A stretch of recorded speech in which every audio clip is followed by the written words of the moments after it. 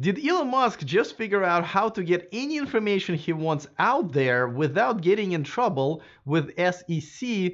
I think he did, and it's kind of interesting. So I'll tell you all about it coming up next. Taking over the world, electrifying the world, Welcome to E4Electric, your number one source of unbiased electric car news. If this is your first time here, go ahead and click on that subscribe button down there so you don't miss anything moving forward. And don't forget to become a Patreon if you want to watch these videos live. Okay, so, Elon is an inventor and he invented quite a few amazing things, but I think one of his latest ones is how to avoid SEC getting on his butt and still being able to put all kinds of statements out there that he wants. And he did, I believe, just that. Now, I don't know if it was intentional, but it did work. So I'll tell you what the statement is. But a quick reminder that, they had a bit of a disagreement with SEC last year where they went after Elon, and then he actually had to give up his chairmanship of the board for, I believe, 3 years. There were some other things that they kind of stipulated in that agreement, but the biggest one, or I think the most beneficial one, was that he kind of had to have his tweets reviewed by his attorneys, which SEC felt like he failed to do. They went through another drama thing, and then they ended up with a list of things that Elon cannot tweet out. Essentially, basically anything that promises stuff that is may not be true, right? And something that hasn't been stated before. And so but it's not like he can't do it. He just can't do it without his attorneys looking at it, making sure he's not misleading the investors, right? As you guys know, the Tesla stock has not been doing very well lately. This is for the last 30 days. Overall for the year, it's 40% down or so. And today it was up a little bit. And I think it's because Elon wanted to stop the bleeding and wanted to get information out there. But again, he wanted to basically communicate how good he believes the next quarter is going to be, or current quarter results going to be, without getting in trouble with SEC, because it just, doesn't look like these are kind of 100% sure kind of statements. So instead, what he did was he wrote an email to his employees, and he's done this before. And every time he does it, it leaks.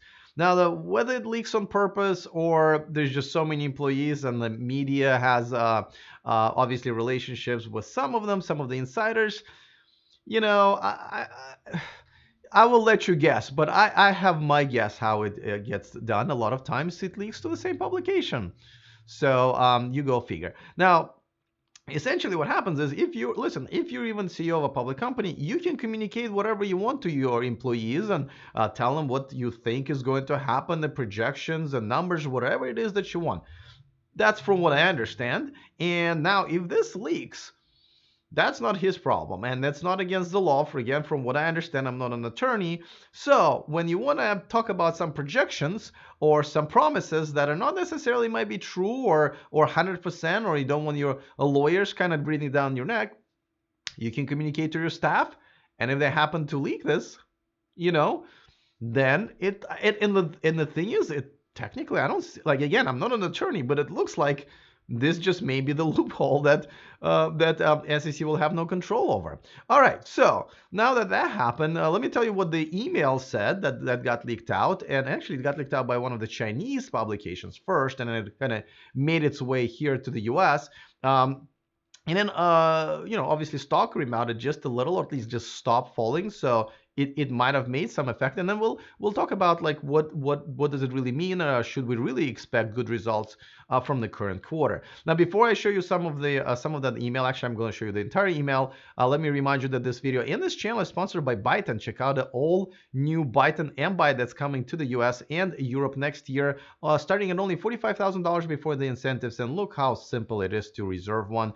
$0. You have to put nothing down, and it takes about 30 to 60 seconds to reserve one. So I don't even know why you guys haven't yet. But go to the description of this video. The link is still there. So reserve your Byton today. All right. So let's get to Elon's email, and this is his first part of the email. It says, as of yesterday, we had over 50,000 net new orders for this quarter. Based on current trends, we have a good chance of exceeding the record 90,700 deliveries of Q4 last year, and making this the highest deliveries/sales quarter in Tesla history. Now, obviously, this is a projection that might be questionable in terms of 50,000 orders. If you want to beat the 90,000 deliveries, first you need to receive the other 40,000 plus orders. And Wall Street has been really like they've really turned on Tesla in the last week. I don't know if you've noticed, right? Obviously, stock been turning on them for a while now, but I'm talking about like analysts and consumer reports, which I made a video about, is just really turn on them. So you kind of have to make those orders. I mean, the reason I'm mentioning Wall Street is they don't believe there's enough demand anymore for the Model 3, especially. That's what's driving most of the sales in terms of per unit. The unit numbers. So okay, and don't forget we're in May, so there's still June, and that's it. So there's about 5 weeks. If you kind of prorate this, they are definitely going to be under. Like if you ask me, just doing simple math, right? That means they'll maybe receive another 30,000. So that's one thing. Number two, don't forget, just because they're making cars doesn't mean they're or even selling them doesn't mean that they're delivering. So there are quite a few. There's a holdover from the last quarter of obviously being stuck in the ports and shipping and all of that stuff, all of that fiasco of delivering cars to Europe and China. So that should count this quarter. So I'm assuming that's going to benefit them a little bit, but at the same time, there will still be quite a few of them in transport, right? It takes a while for the cars to get there and clear customs and so forth. And from what I understand, that in China, they're reporting that also demand is kind of subsiding, especially due to tariff. As we know, we got a big tariff war going on back and forth. So that's another issue. So even based on this email, I'm not really sure if you can make a prediction that they're going to be able to do record deliveries. Now, let's get to the second part of the email, and it says, in order to achieve this, we need a sustained output of 1,000 Model 3s. By the way, not really sure if there's apostrophe there. English is a second language here, but I think there's no apostrophe there. Anyway, 1,000 Model 3s per day. Almost all parts of the Model 3 production system have exceeded 1,000 units on multiple days. Congratulations. And we've averaged about 900 per day this week. So we're only about 10% away from 7,000 a week. So now that's actually pretty good news, right? I mean, I don't see why he would be lying about these numbers. And obviously the employees, a lot of them do know if they're true or not. So I believe this, and it's good that they're about 7,000 a week. I guess the target is 10,000 per week, including the Shanghai factory once it's up and running. So I think they're trying to do 3,000 per that month of December. To make a total of 10,000 per week. But I don't think the reason Wall Street is freaking out, and even though I don't know if they're right about that, but the reason they're freaking out is because they don't think there's enough demand for the Model 3, because now that Tesla kind of used up all of its reservation orders, I guess, that were urgent here in the United States. Now they kind of going through Europe and China, but things are obviously going to be drying up. Now, I haven't heard much about that big 400,000 reservation queue, and I've been kind of questioning the quality of the queue a while back. Remember when Elon hung up on one of the analysts, and I thought one of those questions wasn't a boneheaded question, as he called it. I thought it was actually a good one because it was asking about the quality of the reservation queue. And where are those 400,000, 500,000 people? Well, I know there's one less because I've canceled mine, but still, it should be plenty.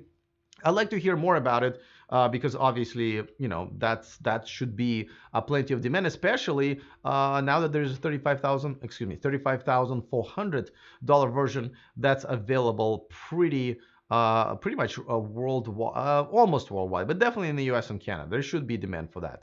By the way, don't forget to jump on our VIP list, where we not just do an exclusive story every week, something that we just don't have time or space to feature here on the YouTube channel, and it's always a fun one, but we now have a deal of the day, of the month, where we send you a discount code for something that's electric car related. Well, this time it's Evanex's one of the most popular items that they sell there, which is a lighted T for the Model 3. They already have a $50 off deal, but if you sign up with our newsletter, you're gonna get a discount code for an extra $50 totaling in $100. I don't know why I can't talk numbers today.